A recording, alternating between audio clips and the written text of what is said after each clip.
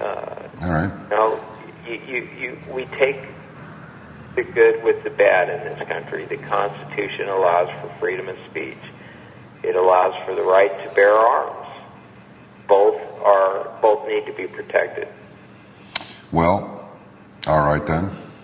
I guess the last question would be, and I don't want to just beat this horse, poor horse. I don't want to make this horse glue. I just want to make it run. What about in furtherance of disarming the country? Now that would be, there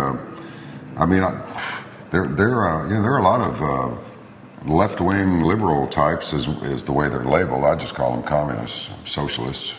There's not much difference between the two, really, except for under socialism, there's a couple of different tenets. You can own private property. You can't under communism. A couple of things like that. They're not identical, but they're close. What if they're by executive order? By executive order, the current occupant of the Oval Office just said, no more Second Amendment. We've got control of the House. We've got control of the Senate. We're making the guns go away. We're going to deploy the military and Department of Homeland Security to disarm American citizens. Do you think they'd be successful at it? And I know it's just, that's like asking, what is the meaning of life in 25 words or less, right? But, well, yeah, if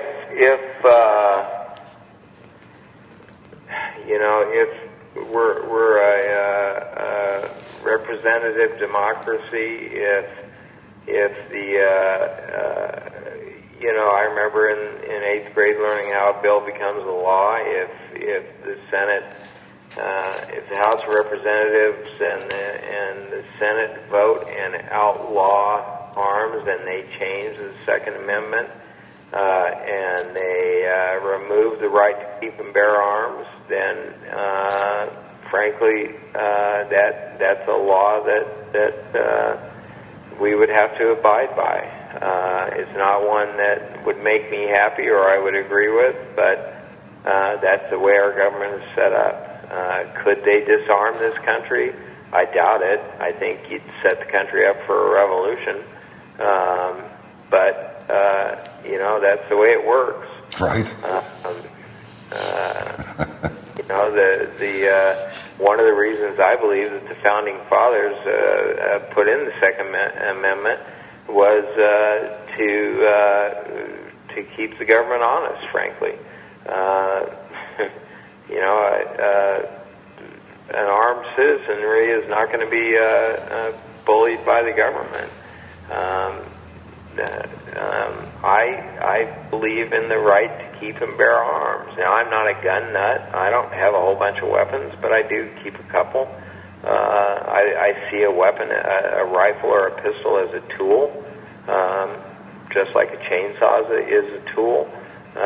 You can demonize it and villainize it because you hate it if you're a Hollywood elitist, but that just means you don't know anything about it.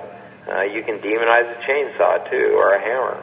Sure. I can kill you with a hammer or a chainsaw too. It doesn't make it an evil medieval system of torture. Right. So to answer your question, if by our system of government it becomes a law, then the president has to uphold the law. He's the senior law enforcement officer as well, so he has to disarm the citizenry. If that were to happen, would it happen? I doubt it. I do too.